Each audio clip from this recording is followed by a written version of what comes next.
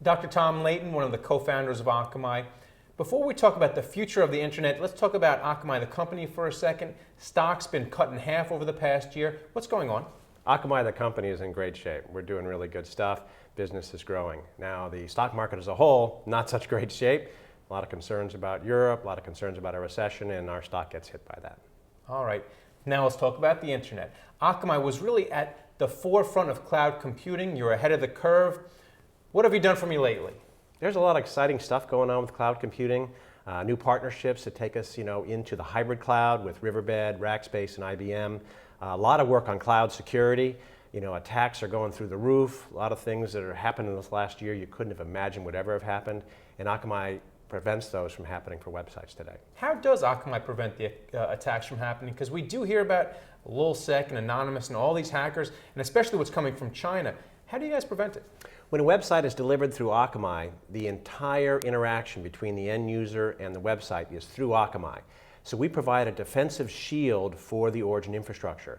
So we can stop denial of service attacks through sheer volume, and we can stop the more nefarious attacks where they're trying to put up fake content on your site or steal credit cards or steal personal information. We can block that kind of activity before it ever gets close to the website. All right, let's get back to the cloud. Once again, you were ahead of the curve with the cloud, but what's going on right now? Where else can you take it? Well, we can make it be even faster, even more reliable, and even more secure. And we can take the cloud to the mobile environment.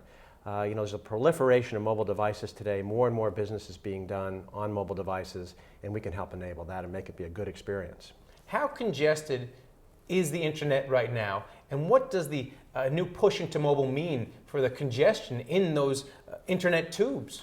Yeah, the internet is, in some ways it's okay, in some ways it's a mess. And it's the worst congestion in terms of the mobile networks, and you can see that right here in New York City. Try conducting a phone call for more than 10 minutes if you're moving around in New York.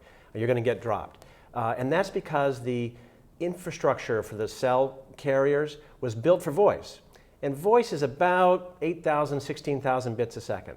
And now people have these fancy mobile devices, think they're going to watch a baseball game on it, and that's about 500 times the traffic. And they just don't have the volume in the wireless networks today. Finally, we keep hearing about the government wanting to have shovel-ready projects, and everyone thinks that means the highways. Are there any shovel-ready projects that the government can help by expanding the internet, by expanding our technology infrastructure? I think the government can help with funding for research and development, areas like cybersecurity. They can help by drawing attention to for example, the lack of last mile connectivity in the wireless networks. I don't think the government's in a position to rebuild the internet. I think private industry needs to do that.